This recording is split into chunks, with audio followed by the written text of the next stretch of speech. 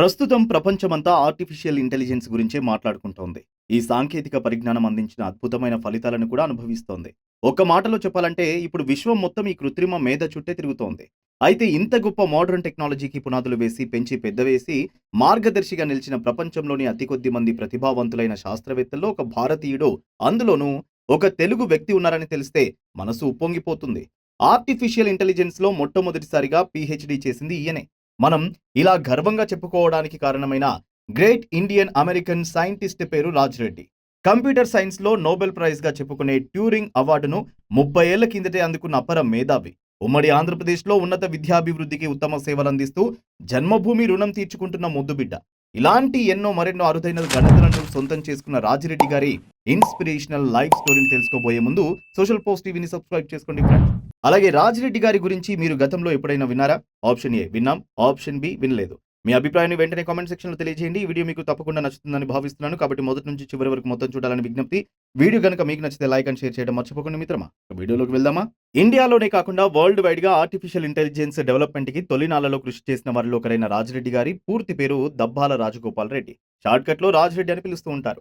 1937 June 13న ఆంధ్రప్రదేశ్‌లోని చిత్తూరు జిల్లా కాటూరు గ్రామంలో వ్యవసాయ కుటుంబంలో జన్మించారు. తండ్రి పేరు శ్రీనివాసులు రెడ్డి, తల్లి పేరు పిచ్చమ్మ. ఆ రోజుల్లో రాజిరెడ్డి గారి కుటుంబం నుంచి కాలేజీ చదువులకు వెళ్లిన వారు ఈయన ఒక్కరే కావడం విశేషం. కళాశాల విద్య పూర్తయ్యాక రాజిరెడ్డి గారు ప్రస్తుతం అన్నా యూనివర్సిటీ పరిధిలోని గిండి ఇంజనీరింగ్ కాలేజీలో సివిల్ ఇంజనీరింగ్ చేశారు. అనంతరం ఇంటర్న్‌షిప్ చేసేందుకు ఆస్ట్రేలియా వెళ్లారు. యూనివర్సిటీ ఆఫ్ న్యూ సౌత్ వేల్స్‌లో ఎంటెక్ డిగ్రీ పొందిన తర్వాత ఐబీఎం కంపెనీలో చేరి అప్లైడ్ సైన్స్ రిప్రజెంటేటివ్‌గా పనిచేశారు. అనంతరం స్టాన్ఫోర్డ్ యూనివర్సిటీలో జాయిన్ అయి 3 ఏళ్లలోనే పీహెచ్‌డీ పూర్తి చేశారు.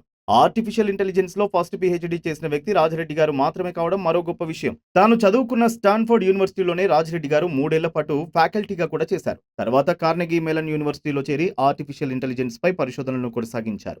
ఈ విశ్వవిద్యాలయంలో అసోసియేట్ ప్రొఫెసర్‌గా జాయిన్ అయిన ఆయన ప్రొఫెసర్‌గా ప్రమోషన్ కూడా పొందారు. ఆ తర్వాత సైతం ఎన్నో పెద్ద పెద్ద పదవులు రాజిరెడ్డి గారిని వరించాయి. రోబోటిక్స్ ఇన్‌స్టిట్యూట్‌కి ఫౌండింగ్ డైరెక్టర్‌గా, స్కూల్ ఆఫ్ కంప్యూటర్ సైన్స్‌కి డీన్‌గా వ్యవహరించారు. ఈ పదవుల్లో ఉండి లాంగ్వేజ్ టెక్నాలజీస్ ఇన్స్టిట్యూట్ మరియు human computer interaction institute, centre for automated learning and discovery మరియు ఇన్స్టిట్యూట్ ఆఫ్ సాఫ్ట్‌వేర్ రీసెర్చ్ వంటి సంస్థల స్థాపనలో కీలక పాత్ర పోషించారు.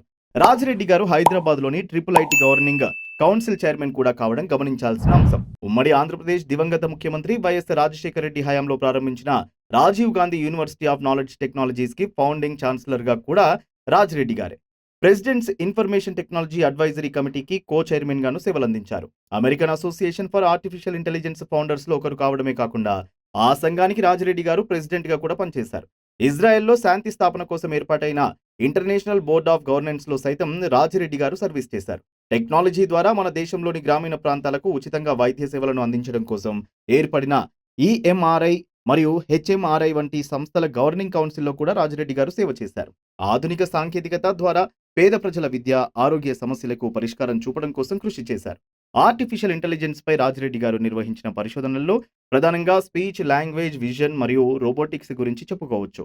Voice control of robo, large vocabulary connected speech recognition, speaker independent speech recognition, unrestricted vocabulary dictation, task oriented computer architectures, analysis of natural sciences, universal access to information, autonomous robotic systems వంటి పరికరాలను అభివృద్ధి చేశారు.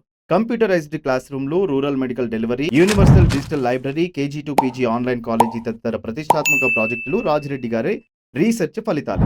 సమాచార సాంకేతిక విప్లవ ఫలితాలను ఇప్పటిదాకా పొందని ప్రజలకు ఆ లోటును ఆర్టిఫిషియల్ ఇంటెలిజెన్స్ ద్వారా తీర్చొచ్చని రాజిరెడ్డి గారు ప్రతిపాదించారు. కృత్రిమ మేధ పురోగతి ద్వారా ప్రపంచాన్ని మన అరచేతిలో చూడొచ్చని చెప్పారు. స్మార్ట్ సెన్సార్ వాచ్ల ద్వారా కోవిడ్ లాక్డౌన్లకు స్వస్తి చెప్పొచ్చని పేర్కొన్నారు. రాజిరెడ్డి గారు విభిన్న రంగాలకు అందించిన సేవలకు గాను వివిధ దేశాలు ఆయన్ని పలు పురస్కారాలతో సత్కరించాయి.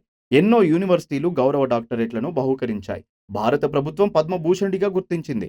తెలుగు గడ్డ నుంచి మొదలైన రాజిరెడ్డి గారి ప్రస్థానం మరింత ముందుకు సాగాలని, ఆయన ఖ్యాతి విశ్వవ్యాప్తం కావాలని సోషల్ పోస్ట్ డిజిటల్ మీడియా కోరుకుంటోంది.